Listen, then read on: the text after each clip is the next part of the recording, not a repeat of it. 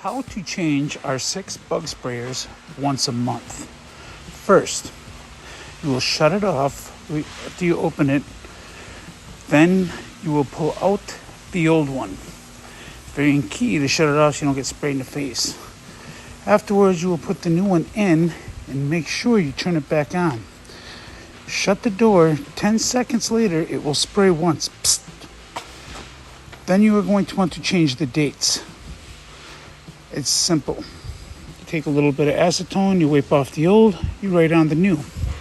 At the bottom, you will see where all the locations are for the 6. Morning guys, over here at station 3. So these cords hanging down, you still got to take them off, bend down and plug it in. It's also not safe while buffing with these cords in here. So measured from here down, we got about 11 feet. So we're going to try to get a power strip on here so we can plug in the lights, the heat gun, the Dremel, and everything we need. So it's short. In our booth, we are at permissible OSHA levels. So sometimes our guys aren't wearing masks all the time, and really there's a lot of nuisance, like odor and just like maybe some overspray that you might be available. I've trialed this. It's for organic vapor, which is what would be experiencing. It's also for welding, so be able to be crossed there. So putting this in as a standard.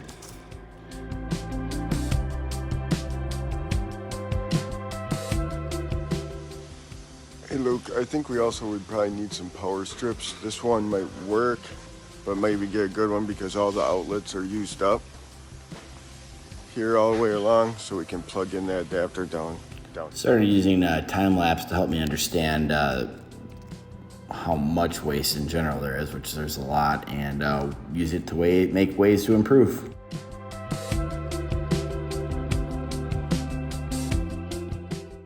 Good morning, Elite. So we had a problem with this one. This guy popped off, so we roughed up the other side of it with sandpaper. Hopefully then the hot glue will stick a little better.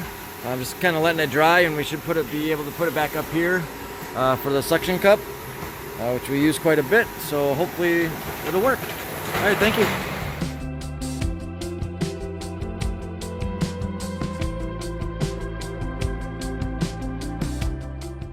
Looking on implementing the Stress Reducer 500. So we've been having a lot of issues with sagging when we spray on our two-tones. So when we spray them, we pull the tape. So I've been pulling the tape and unfortunately walking down away so that I don't have it, but using a heat gun, holding it upside down and getting it to set works good. Hey guys, so we're falling out of standard on our foam. So Shane showed me this tool, how to get it to where it's straight and where it needs to be every time. So we're going to Then we gotta wash it first. follow the standard. Otherwise, if you don't follow the standard, our foam is getting too far off.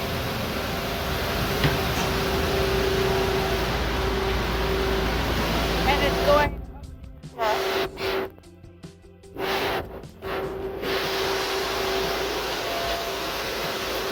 Real quick, catalyst jug has a beaker thing on it, and I made a quick improvement. I put these black lines on right where you can read the amount. I'm constantly holding it up to the light, trying to find it. When you're trained enough, once you know where it is, you know how to do it. But so I put the black line in it so I didn't have to do this whole hold up and turn and look thing. Took an arduous journey to get labels ready to rock and roll and print and finish. I made a training aid in spray, and maybe it might even be a good standard, but when you start spraying, you trigger your gun off the mold and make sure everything's working well.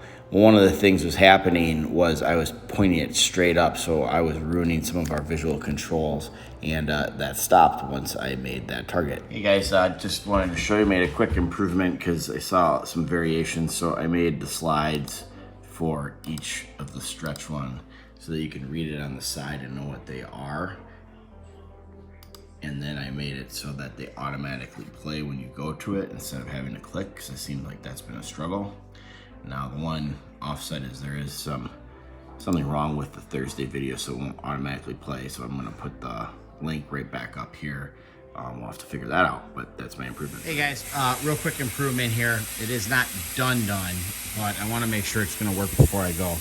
I changed the orientation of this. This part used to come straight up and go up to that line up there. I turned that line around so that line comes down. It'll feed this. So I'll find a new home for this and then refigure out hose lengths. I will switch this orientation and then switch the line. So now up is up, and down is down. Now that itself is probably not going to save me time, but it is more logical. What it is going to do is save me time of having to clean some of these parts. One, it's going to be able to update this wrong visual control, but it's going to open up this whole metal area where we're going to be able to better clarify some of the tools that we need to maintain the gun or maintain quality on the parts. And that's going to save mountains of time, and it's going to make it a lot easier to do the job. Started spraying a couple weeks ago. Hadn't sprayed a significant amount of time in a long time. And I remember about 20 years ago, I did my CCT training, and I remember these couple slides and this paragraph pretty vividly. And so what I found was when I went to mix, it mixed it at high velocity. And so I thought we might need to tame that down a little bit. So I put on a gauge that will allow us to adjust to what we want, because there's different amounts in the barrel, and that way we won't overmix it and have too runny of gel coat. Hey guys, get a chance to test out the improvement. You look down in there, it's moving quite slowly, but it's mixing pretty nice. And before was